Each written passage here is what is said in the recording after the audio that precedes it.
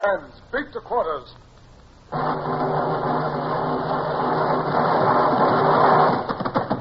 Unload the guns. Stand by the starboard battery. One broadside into it, if you please, Captain Bush.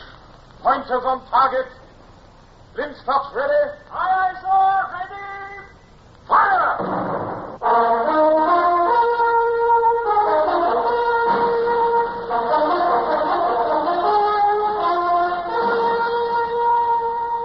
Presenting Michael Redgrave as C.S. Forrester's indomitable man of the sea, Horatio Hornblower.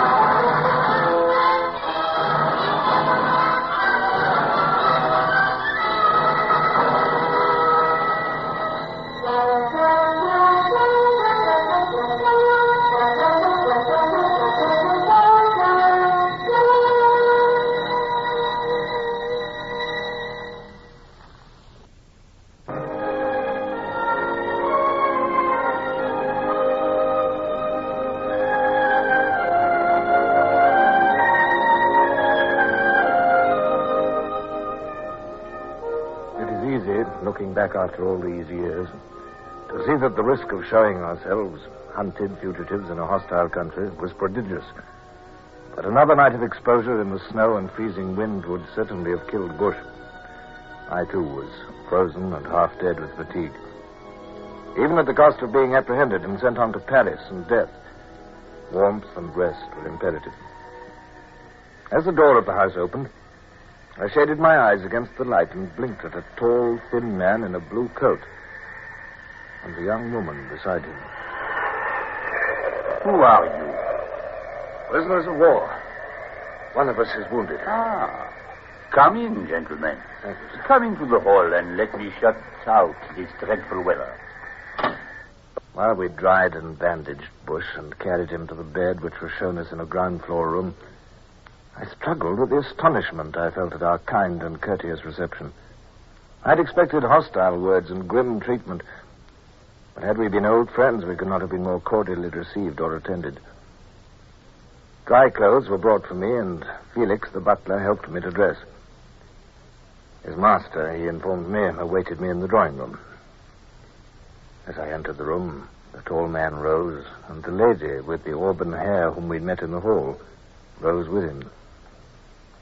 I regret, sir, I did not quite hear the name which my major domo announced. Captain Horatio Hornblower of His Britannic Majesty's ship Sutherland. It is a great pleasure to meet you, sir. I am Louis-Antoine de Ladon, Comte de Grasset. May I present to you my daughter-in-law, Madame la Vicomtesse de Grasset. I am enchanted, madame. You must be fatigued after your journey. Yes. Captain Hornblower, I have heard of you and Lieutenant Bush. Tomorrow, perhaps, you would like to read the newspaper accounts of the loss of your ship. But at the moment, perhaps, you will permit me to ask you some personal questions. Well, of course, Monsieur de Grasset, you have every right to do that. I presume you have escaped from an escort which was taking you to Paris. Yes, sir, we escaped at a point about 6 kilometers on the farther side of Naval. We found a boat and attempted to navigate the river in the darkness, but the rapids here proved our undoing. As they would to any boat. Yes. Well, it is only midnight now, and you have come 20 kilometers. Mm-hmm. There is not the slightest chance of your being thought here for some time. You will be able to sleep in peace tonight. But, Monsieur de Grasset, are you not, will you not be communicating with the authorities? I am the authority in this district.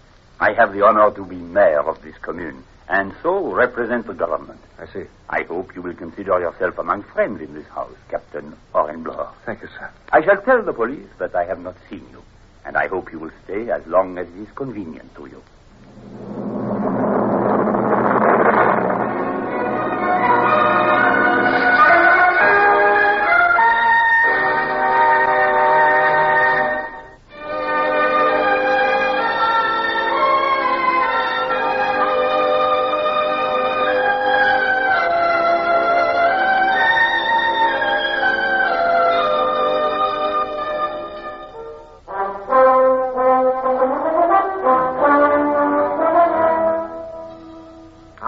Bush. Comfortable?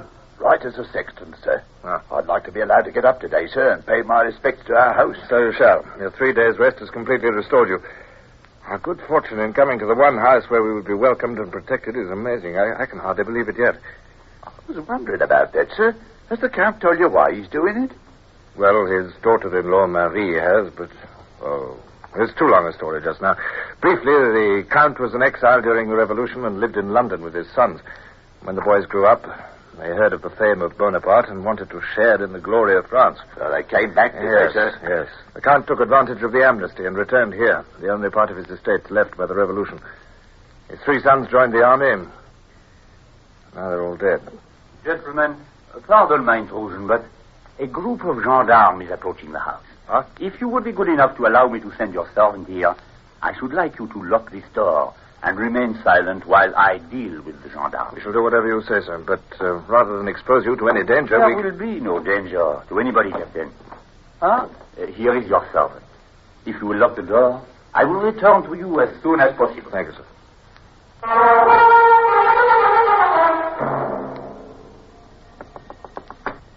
It is I, monsieur. You may safely open the door. The visit of the gendarme was one of routine. They are perfectly satisfied with my assurance that you have not been here. Good. Indeed, they would have been amazed if I had told them otherwise. The best possible thing has happened. They think you are dead. Dead? Yes. Permit me to explain. On the morning after your escape, a systematic search of both banks of the river was undertaken. A blanket, which was known to have been used by Lieutenant Bush, was found on the bank near the Bec d'Allier. That would be the first rapid, I suppose. The one only about a mile from where we started. Yes, and this was taken to be an indication that the boat had been capsized and its occupants drowned. Ah. It is felt certain that your bodies will be discovered somewhere along the river shortly. I see. And when they are not? The river is running so fast that you might well have been swept right away, even to the sea. But I note that your friends do not follow our conversation. Perhaps you would translate. And if you would not think it officious of me, I would suggest it would be inadvisable to continue your journey while Lieutenant Bush is still unwell. I rapidly gave the others the gist of the conversation. They were delighted, for, as Bush pointed out, if we were dead, there was unlikely to be any search for us. He scouted the idea of being unfit for travel. Tell his lordship, sir, that I can make myself a jury leg in 2 shakes. This time next week, I'll be walking as well as he does. This time next week? Yes. I do not think you have quite realized the position. In this French Empire, there are police everywhere. Every man looks with suspicion on his neighbor. To escape by road is impossible. There is only one way you can hope to leave this country. The river. We can build a boat. Exactly. But, my friend, the river is unnavigable in the winter. It seems to me quite necessary that you should give me the pleasure of your company until next April at the earliest.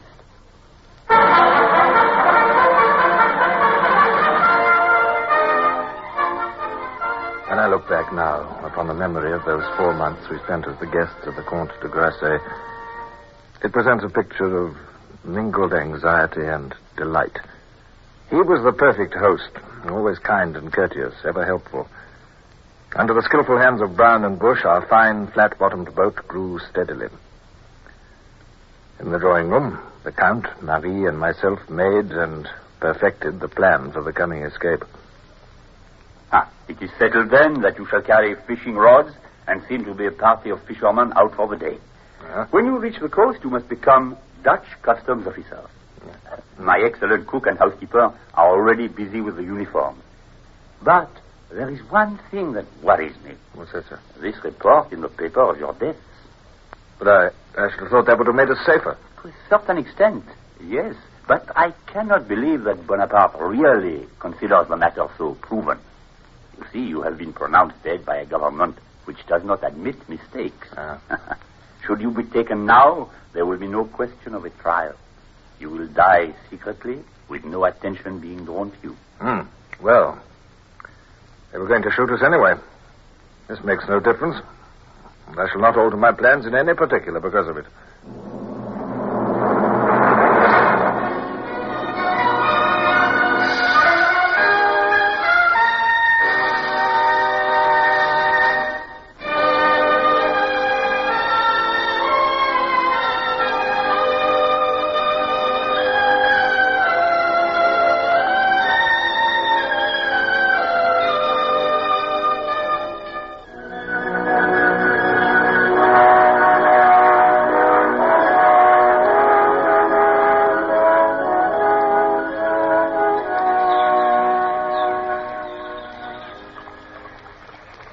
go with you.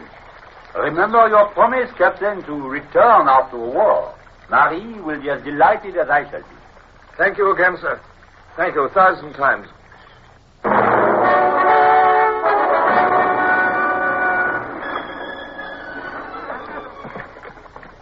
Brown, don't chop with the sculls. Pull! Have a few weeks on land destroyed all your seamanship? I have a little less staring around and a little more work from you. Aye, aye, sir. Yet my bad temper was for their benefit, too. Despite its innocent appearance, we were upon a desperate and dangerous adventure, and discipline was essential. Excuse me, sir. Listen. Isn't that another dam? Yes, I believe it is. The river's narrowing and getting faster, too. Now, pull over to the bank there, Brown. All right, sir. We'll leak no waterfalls on this trip if I can help it.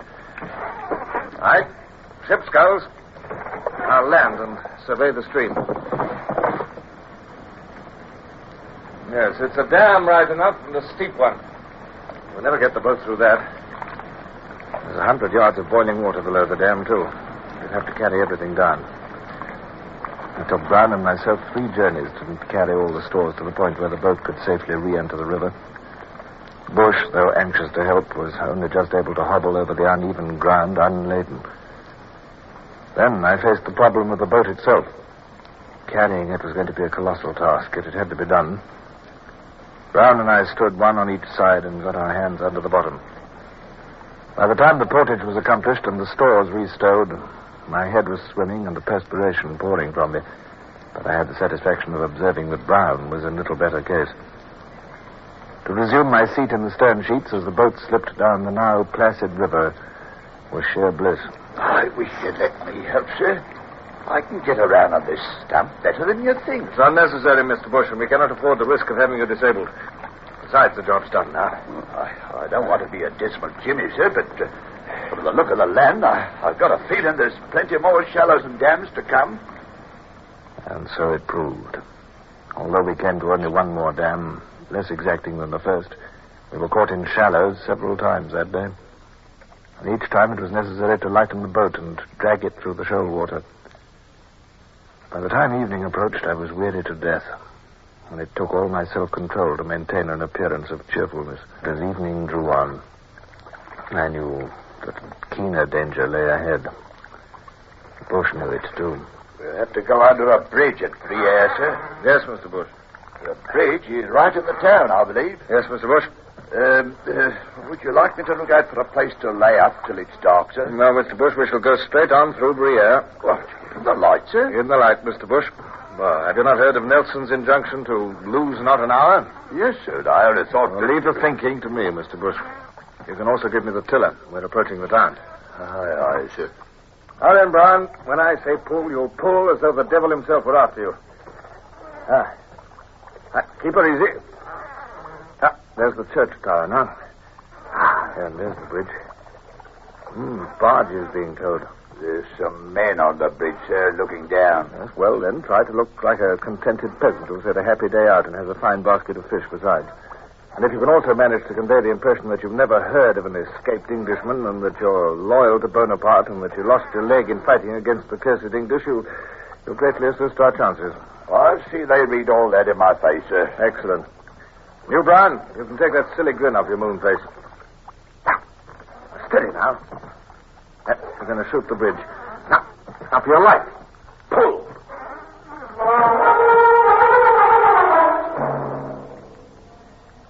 The shooting of the bridge was almost an anticlimax. The swirl of the water and Brown's powerful arms shot us through in an instant. He caught only a glimpse of curious faces peering down at us. An old man at the tiller of a barge raised a lazy arm in greeting, and then the bridge and the small town of Briere were behind us and fading into the gathering dusk. Sure. Tense moment, that, sir. But it was easy enough. Perfectly easy, Mr. Bush. Due, no doubt, to all the information you displayed on your face. I'd give a lot to display what I really think about Boney and his froggy, sir. You'll have to restrain your feelings for a long time yet, I'm afraid. Even if nothing untoward occurs, it will be a fortnight before we reach the sea at Nantes. And even then, our troubles will only be beginning. I realize that, sir. Oh, if I only had 2 sound legs. Yes, that'll do, Mr. Bush. Brown, there's a small island on the port bow. Yes, we'll run the boat aground there for the night. Easy. Now, pull starboard. Pull both. Ship sculls. Good.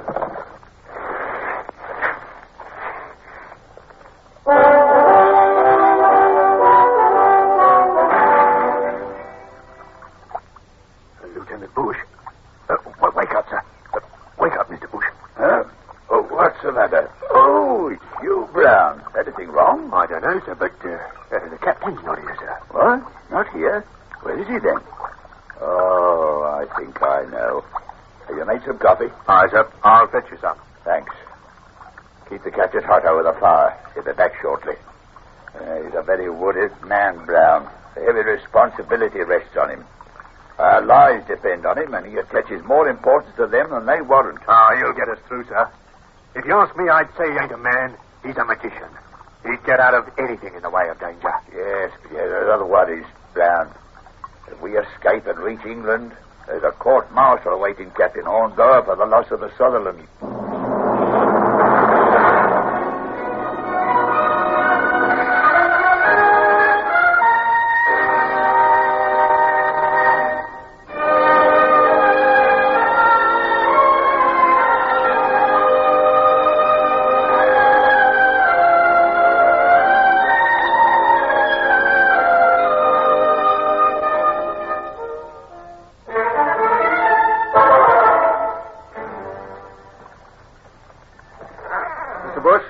Come to a decision as to what we shall do when we reach Nantes. Yes, sir? Now, if we arrive in civilian clothes, we shall be questioned, and it will be impossible to explain our lack of papers and passports and so on. We shall therefore wear our uniforms as officials of the customs service. Very good, sir. And you will speak as little as possible. Your French is not too good, and I will... Oh, what's the matter with you, Brown? Can't you smell it, sir? Smell what? No, I don't think I can. Wait a minute. There is something. Wait. It's the sea, sir. Sea. You're right. Brown, into the bank there. If we can smell the sea with the wind blowing off the land, we cannot be far away. Mr. Bush, this is a very notable achievement. Yes, sir. We've come a long way. 400 miles in a homemade boat over shoals and rapids through towns and villages in a hostile country. If we ever get back to England, Mr. Bush, I'll see you posted as captain if it's the last thing I do. Me, sir? I've done nothing but sit still and watch you work. Well, that's a far harder task than mine was. Carried out with patience and nobility. Well, that's enough talk. We must carry out a plan. The smell of the sea was strong in my nostrils now. It brought with it all the old excitement and all the old determination to do what must be done and to show no sign of the weakness and apprehension I felt. But beyond that sea and the immediate dangers it presented lay larger ones. The court-martial, the future, my wife, who thought me dead, Lady Barbara, in whose eyes I might already be disgraced. Still, that lay in the future. Now, our long journey was past, and before me lay the sea.